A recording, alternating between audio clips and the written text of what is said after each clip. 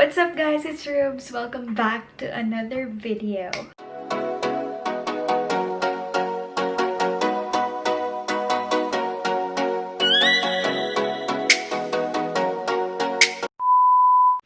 So for today's video, meron na naman akong product na i-share sa inyo na binili ko sa Shopee. Suking-suki na talaga ako ng Shopee ngayon guys. So i-share ko sa inyo kasi hindi natin alam, baka kailangan nyo din or baka makatulong din sa inyo. So ano nga ba tong item na sinasabi ko? So ito na siya guys. It's a 360 rotating makeup organizer set cosmetic brush rock holder.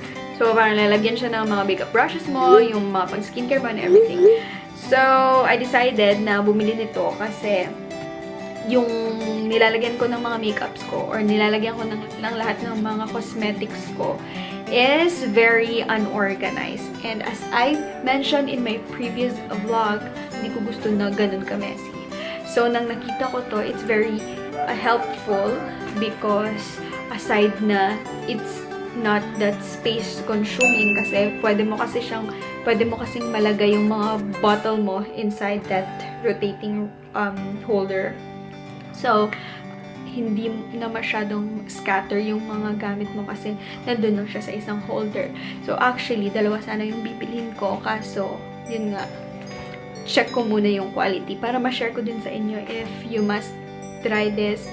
So, nabili ko siya ng 229 pesos sa Shopee. So, it's from a shop called Outlet 101. Here's the Shopee shop. So, ito na siya. Dumating siya. Yes, I know it's rotating, but ito yung dumating. Kasi nga, i-assemble ko. So, na-open ko na siya. Ganito siya. So, protected with bubble wrap. So, let's open it. Here it is! Here, ganun siya. So, we need to assemble this first. So, papakita ko sa inyo kung paano i-assemble. First time ko rin bumili nito. So, let's learn together how to assemble this one. Yung pinili kong color is color white. So, gusto ko sana yung color black or yung color, yung transparent. However, hindi po siya available that time nung bumili ako. So, sabi ko, sige, okay na ako sa white. Here. I'm not sure if merong manual na kasama to or whatsoever. But, let's try. So, we need, since wala akong table dito, we need to transfer there sa bed nila. So, ganito na lang muna tayo para makita nyo. So, marami siyang parts, but sad to say, wala siyang manual. Pero, I'll try my best na sundin na lang kung anong itsura dito. So, meron siyang ganito. Meron siyang yung parang mga compartments, which is yung eto. And meron dalawang malaking ganito. Yung parang, ay, sorry naman. Meron pala siyang kanina, I was really worried. Sabi ko, paano ko to gagawin? Walang manual. Pero, meron pala siyang manual. Sorry naman. So, yes, meron pala siyang manual. So, yun, mas madali na lang na sundin. Ito yung manual niya. It's like 6 steps lang.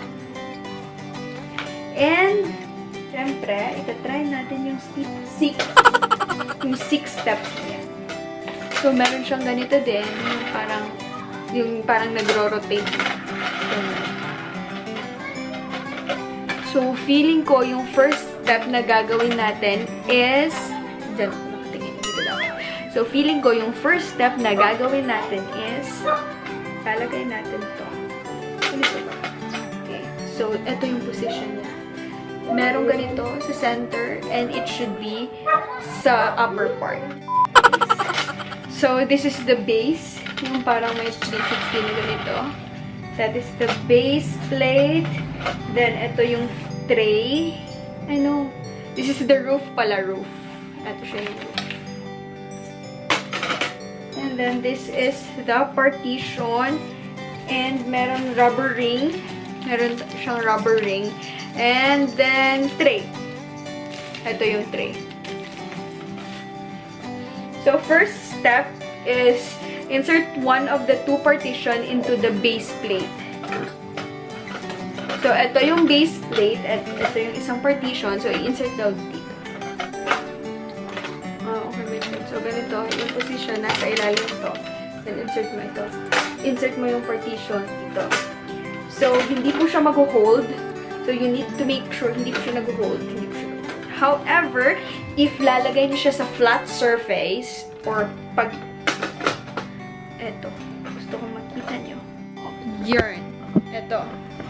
However, pag nilagay niyo siya dito and then dugtong niyo yung another one, dun po siya magiging fur. So, next, para maging intact siya, ilalagyan siya sa ilalim ng rubber ring. So, kukuha tayo ng rubber ring dito. Ito yung rubber ring. And lalagyan natin.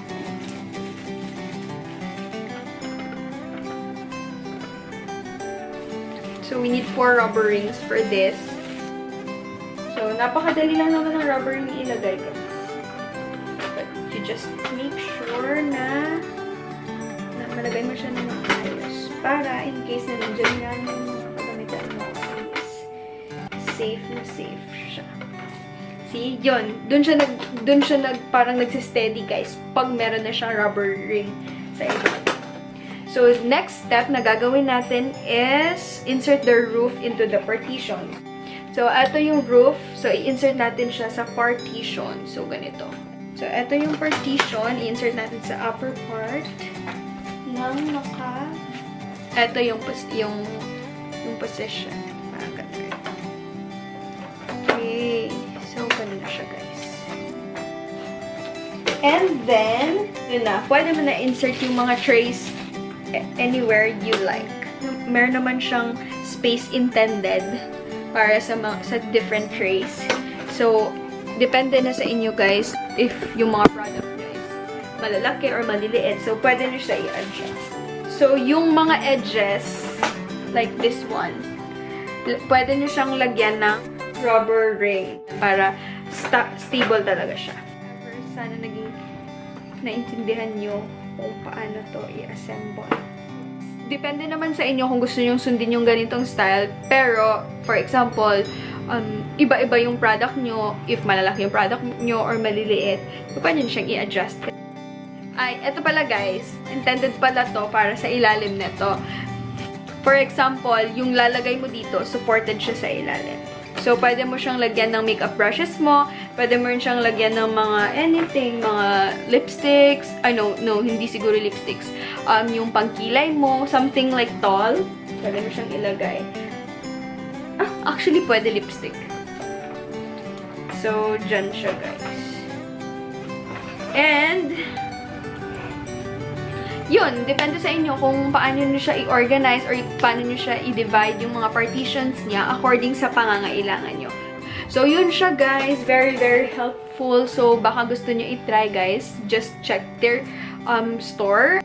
So, for me, it's very useful. Makaka-save talaga kayo ng space na hindi nakaklutter yung things nyo kasi intact siya sa isang ganito lang. So, for me, it's really, really helpful. Sana, if mag-decide kayong bumili nito, sana nakatulong ang video na to sa inyo. Very affordable. It's just 229 pesos, I think. Check nyo na lang sa shop na ililink ko sa baba. I'm not sure. Nag-sale din kasi sila minsan. So, check nyo na lang, guys, kasi baka magkaubusan. Minsan kasi out of stock sila. Nasweaten ko lang talaga yung naka-avail ako ng ganito. So, very, very helpful siya, guys. Not only for sa ating mga dressers, not only sa front ng ating mga mirrors or vanity area. Useful din siya. Pwede nyo siyang gamitin sa CR. Kasi, plastic naman siya, guys. So, in case na mabasa siya, so okay lang din naman. So, for me, this is really a thumbs up, 5-star rating. And good thing, it's 360 pa. You can roll. Kung ano kailangan mo, roll lang. So, it's really helpful. So, guys, if you wanna check their shop, I will link it in the description box below. And I hope nakatulong yung video ko na tayo sa inyo.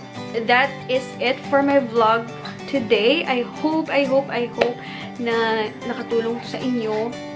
And I hope na mag-subscribe kayo sa aking channel. So, guys, thank you very much for watching. See you in my next one. Bye!